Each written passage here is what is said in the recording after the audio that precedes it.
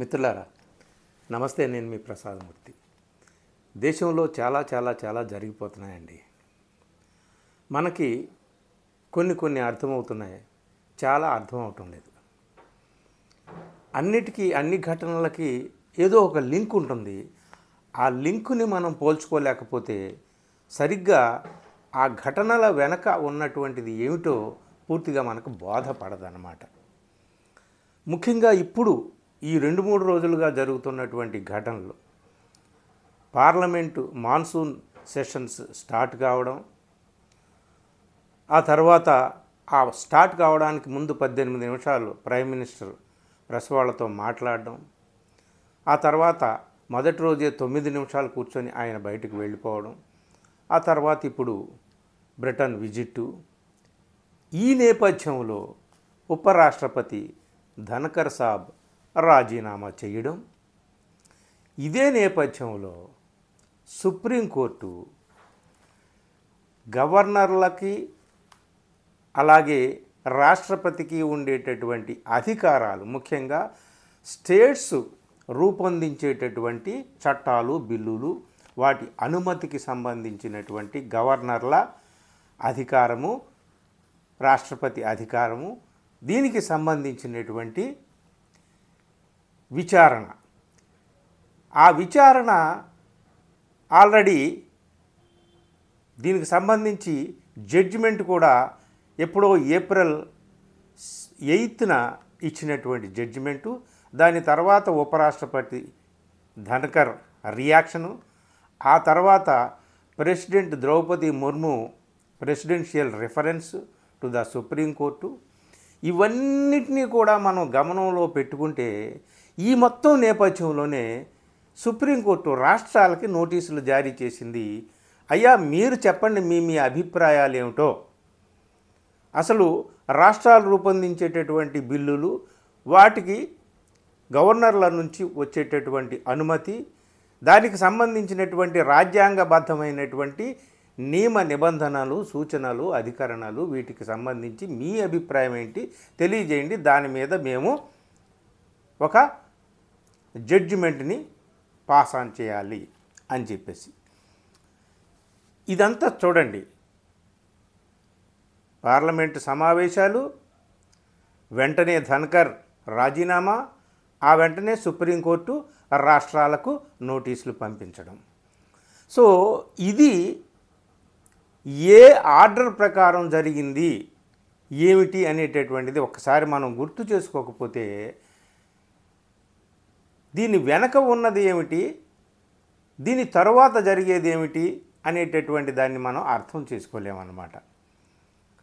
So ఇప్పుడు supreme court దేశం మొత్తానికి ఆదేశాలు అనండి, నోటీసులు అనండి, అన్ని రాష్ట్ర ప్రభుత్వాలకి జారీ చేసిందనమాట.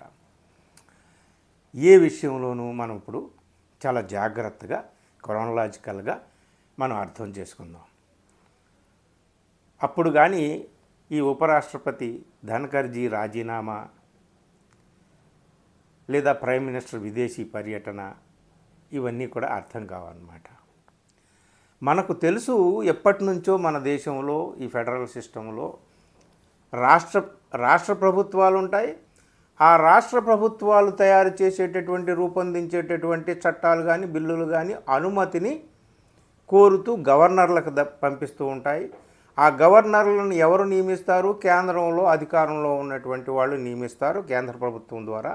అందుకని కేంద్రంలో అధికారంలో ఉన్న పార్టీ ఒకవేళ అదే రాష్ట్రంలో అధికారంలో ఉంటే ఆ గవర్నర్కి, ఆ రాష్ట్ర ప్రభుత్వానికి ఎట్లాంటి క్లాష్ రాదు.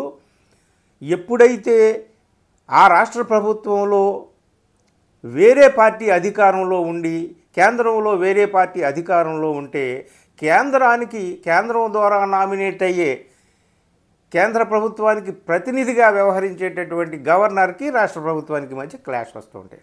అందుకని రాష్ట్ర ప్రభుత్వం ఏవో బిల్లులు తెచ్చేస్తూ ఉంటుంది, ఆ గవర్నర్లు నొక్కిపెట్టి కూర్చుంటారు. ఇప్పుడు ఇలా నేను కుర్చీకి వేసి కూర్చున్నాను కదా, నా కింద ఒక దిండు ఉంది, అలాగే ఆ బిల్లులు అలా ఆ దిండులా పెట్టుకుని కూర్చుంటారనమాట. వాళ్ళు పాస్ చేయరు. సో వాళ్ళు పాస్ చేయకుండా తిప్పి పంపొచ్చు. తిప్పి పంపిన దాన్ని రాష్ట్ర ప్రభుత్వం ఏం చేస్తుంది, మళ్ళీ తిప్పి వాటిని ఒకవేళ గవర్నర్ సూచించినటువంటి సూచనలు ఏమైనా యాడ్ చేసి కరెక్షన్స్ చేసి పంపించవచ్చు, లేదా అలాగే పంపించవచ్చు. వాటిని గవర్నర్ అనుమతించాలి, లేదంటే రాష్ట్రపతికి పంపించాలి. రాష్ట్రపతి కూడా వితిన్ ఆ స్టిపులేటెడ్ టైం ఫ్రేమ్ ఏదైతే ఉందో ఆ టైం ఫ్రేమ్ ప్రకారం పంపించాలి. ఇదంతా 3 నెలల ప్రాసెస్లో అయిపోవాలి. యాక్చువల్గా రాజ్యాంగంలో 200, 201 ఆర్టికల్స్ ప్రకారం ఈ ప్రాసెస్ అంతా జరగాలి. సో ఇట్లా జరగటం లేదని మొత్తం రాష్ట్ర ప్రభుత్వాలు ఎప్పటి నుంచో గగ్గోలు పెడుతున్నాయి. ముఖ్యంగా 10 బిల్లులు పెండింగ్ పెట్టినటువంటి తమిళనాడు ప్రభుత్వం రూపొందించినటువంటి 10 బిల్లులు పెండింగ్ పెట్టినటువంటి గవర్నర్ రవి పెండింగ్ పెట్టినటువంటి విషయాన్ని సుప్రీంకోర్టు దాకా వెళ్లాల్సి వచ్చింది తమిళనాడు ప్రభుత్వం. దాని మీద విచారణ చేయాల్సి వచ్చింది సుప్రీంకోర్టు. అప్పుడు విచారణ చేసిన తర్వాత రాష్ట్రపతికి పంపించిన బిల్లులు కూడా అలాగే పెండింగ్లో ఉన్నాయి, ఇది కరెక్ట్ కాదు అని చెప్పి వీళ్ళు ఏం చేశారు, సుప్రీంకోర్టు ఏప్రిల్ 8వ తేదీన ఒక ఆదేశం జారీ చేశారు. దాని ప్రకారం ఏమిటంటే ఆర్టికల్ 142 ప్రకారం వాళ్ళు సుప్రీంకోర్టు ఆదేశం జారీ చేసింది. జస్టిస్ పార్దీవాలా, జస్టిస్ మహదేవన్ వీళ్ళిద్దరి యొక్క నేతృత్వంలోని ధర్మాసనం ఈ జడ్జిమెంట్ ఇచ్చింది. ఈ జడ్జిమెంట్ ఏమిటయా అంటే గవర్నర్ వితిన్ ది టైం ఫ్రేమ్లో ఆ బిల్లులు అనుమతించి పంపించకపోతే వాటంతటా అవే ఆ బిల్లులు చట్టబద్ధమైపోతాయి.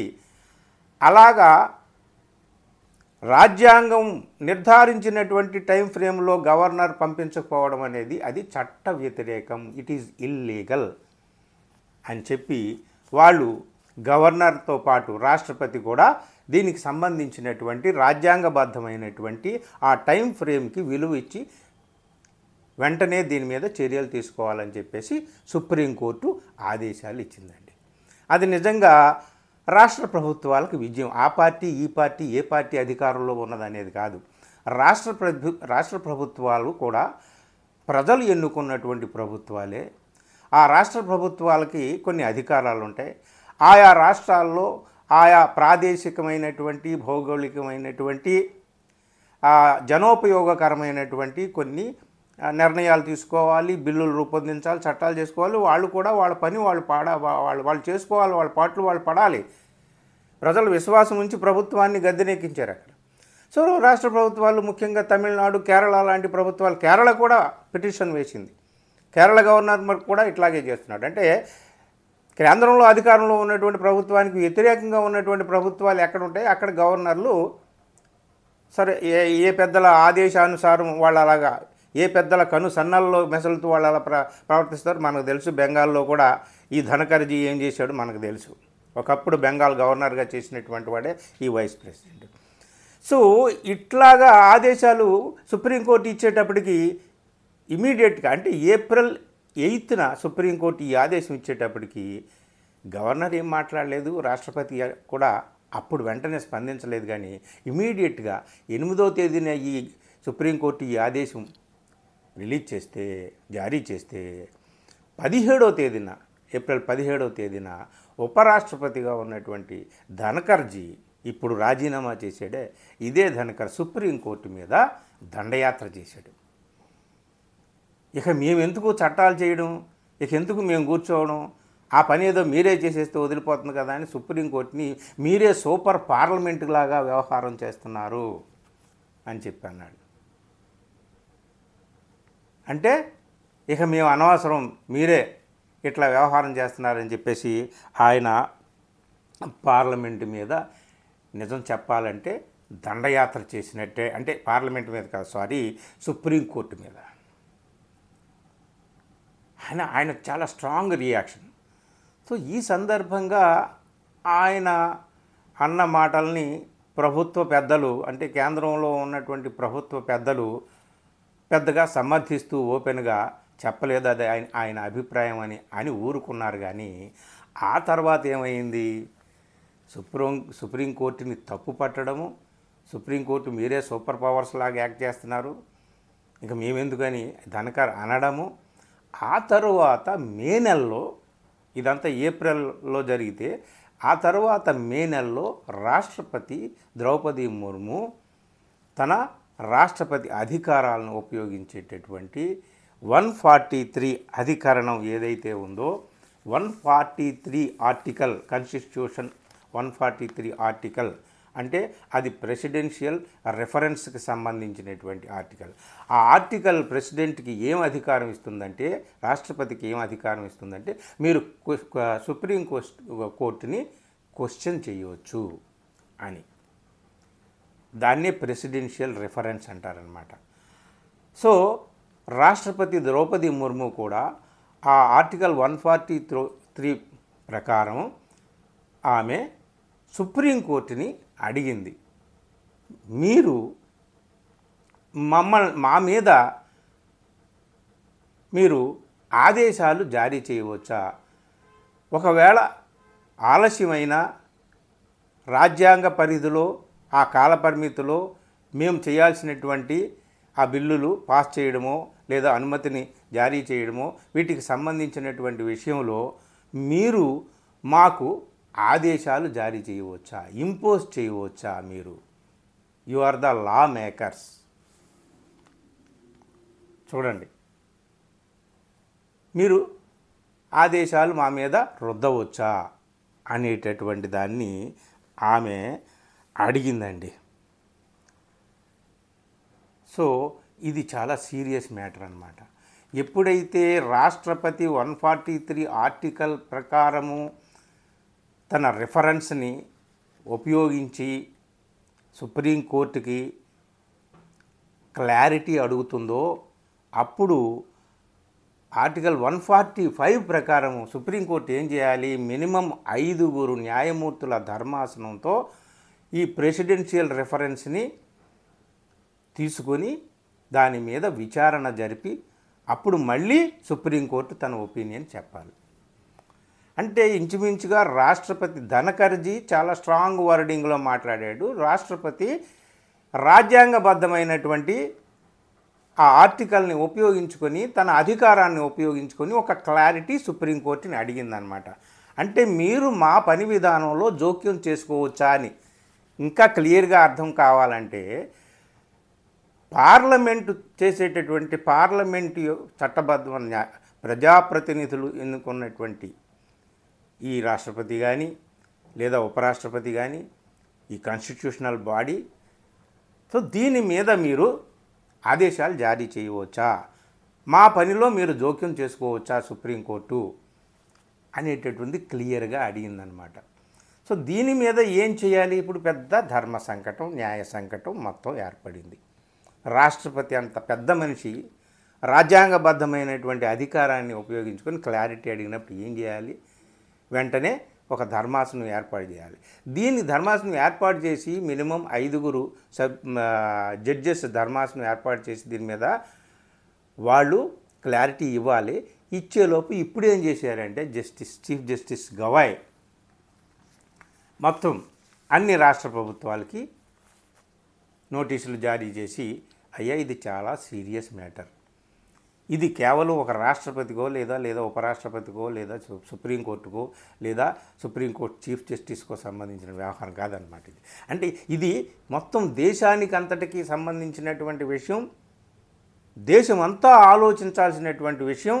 దీని మీద అందరూ కూడా కలిసికట్టుగా ఏదో ఒక నిర్ణయం తీసుకోవాలని మొత్తం రాష్ట్ర ప్రభుత్వాలంతటినీ కూడా అందరినీ కూడా తమ opinion chief justice BR Gavai అడిగారండి. ఇది విషయం. అంటే ఇక్కడ సుప్రీంకోర్టుకి ప్రెసిడెంట్కి మధ్య ఒక ఘర్షణ వాతావరణం నెలకొన్నదని మనకు అర్థమవుతుంది కదా. ఈ ఘర్షణ వాతావరణం యుద్ధంగా దారితీస్తుందా అనేటటువంటి సూచనలు అయితే ఇప్పుడు కనిపిస్తున్నాయి. అయితే ఇక్కడ 2 జరిగేటటువంటి అవకాశాలు ఉన్నాయి. ఒకటి, సుప్రీంకోర్టు ఇంటర్ఫియర్ అవ్వచ్చా లేదా, రాష్ట్రపతి లేదా ఉపరాష్ట్రపతి వాళ్ళకు ఉన్నటువంటి అధికారాలు ఉపయోగము దుర్వినియోగం వీటికి సంబంధించి సుప్రీంకోర్టు ఇంటర్ఫియరెన్స్ అవ్వచ్చా లేదా అనేటటువంటిది ఇప్పుడు వ్యవహారం. సో దీని మీద సుప్రీంకోర్టు చెప్పవచ్చు. ఎలాగా 143 అధికరణ ప్రకారం ఆవిడ అడిగితే 145 ఆర్టికల్ 145 ప్రకారం 5 న్యాయమూర్తులతో ధర్మాసనం ఏర్పాటు చేసి విచారణ చేయవచ్చు. కానీ వెంటనే ఈయన ఏం చేశాడంటే chief justice of India BR Gavai మొత్తం రాష్ట్ర ప్రభుత్వాలందరినీ ఒపీనియన్ అడిగాడు. ఇక్కడ ఈ ఏ రాష్ట్ర ప్రభుత్వాలు ఏమేమి ఒపీనియన్ పంపిస్తాయి? బీజేపీ పాలిత రాష్ట్ర ప్రభుత్వాలన్నీ కూడా గవర్నర్లకి రాష్ట్రపతికి అనుకూలమైనటువంటి అభిప్రాయాలనే పంపించడానికి అవకాశం ఉంది కదా, 99.99%. బీజేపీ ఏతర ప్రభుత్వాలున్న రాష్ట్రాల నుంచి మాత్రం సుప్రీంకోర్టుని సమర్థిస్తూ, సుప్రీంకోర్టు జడ్జిమెంట్ని సమర్థిస్తూ, సుప్రీంకోర్టు జోక్యం సరైంది అని చెప్పేసి వాళ్ళు చెప్పేటటువంటి అవకాశం ఉందన్నమాట. ఏది ఏమైనా ఈ చర్చ జరగడం అనేటటువంటిది దేశానికి మంచిది, ప్రజాస్వామిక వ్యవస్థకు మంచిది, పార్లమెంటరీ వ్యవస్థకు మంచిది. ఎప్పుడో ఒకప్పుడు ఇట్లాంటి టైం వస్తుంది, ఇప్పుడు వచ్చింది. ఎవరి అధికారాలు ఏమిటి? అధికారాలు వేరు, హక్కులు వేరు. ఇది చాలా జాగ్రత్తగా గమనించాలన్నమాట. అధికారం ఉంది కానీ అధికారాన్ని తన హక్కుగా భావించకూడదు. అది ఒక పల్లెటూరు గ్రామ పంచాయతీ ప్రెసిడెంట్ అయినా సరే, దేశానికి ప్రెసిడెంట్ అయినా సరే, అధికారాన్ని హక్కుగా భావించినప్పుడు ఏమవుతుందయ్యా అంటే అధికారం దుర్వినియోగం అవుతుందన్నమాట. ఇట్లాంటివన్నీ క్వశ్చన్స్ అన్నీ ఉన్నాయి. ఇప్పుడు విషయం దగ్గరికి వద్దాం. ధనకర్ ఎందుకు రాజీనామా చేశాడు? ఇప్పుడు ఒక న్యాయమూర్తి ఇంపీచ్మెంట్ అనేటటువంటిది ఒకటి ఉంది, ఆ వెలుగులో చూస్తున్నారు. కానీ ధనకర్ సుప్రీంకోర్టుని తప్పుపట్టినటువంటి విషయం, దాని మీద ప్రభుత్వానికి ధనకర్కి మధ్య చిన్న రిఫ్ట్ ఏర్పడినటువంటిదే కూడా మనకి తెలుసు. ఈ నేపథ్యంలో ఆయన ఇప్పుడు వైదొలిగి రిజైన్ చేసినటువంటి సందర్భంలో, అదే టైమింగ్ చూడండి, అదే టైమింగ్లో బిఆర్ గవాయ్ కూడా నోటీసులు అందరికీ పంపించడము, ఉపరాష్ట్రపతి, రాష్ట్రపతి అధికారాలు, గవర్నర్ల అధికారాలు, దీనికి సంబంధించినటువంటి ఒపీనియన్ కోసం అందరికీ పంపించడం, ఈ మొత్తం వ్యవహారం అంతా కూడా మనం కలిపి చూసుకున్నప్పుడు ఏం జరుగుతుందో అర్థమవుతుంది. ఏం జరగబోతుందో అర్థం చేసుకోవడం, కనీసం ఊహించడానికైనా ఒక చిన్న దారపోగు లాంటిది ఏదో మనకి దొరుకుతుందన్నమాట. సో ఈ మొత్తం నేపథ్యంలో ఇప్పుడు రాష్ట్ర ప్రభుత్వాల నుంచి ఏం వస్తుంది? 29 మీద మళ్ళీ విచారణ దీని మీద ఉంది. తర్వాత ఆగస్టులో ఫైనల్గా ఈ విషయంలో నిర్ణయం తీసుకుంటామని చెప్పేసి సుప్రీంకోర్టు చెప్పింది. మొత్తానికి ఏం జరుగుతుంది?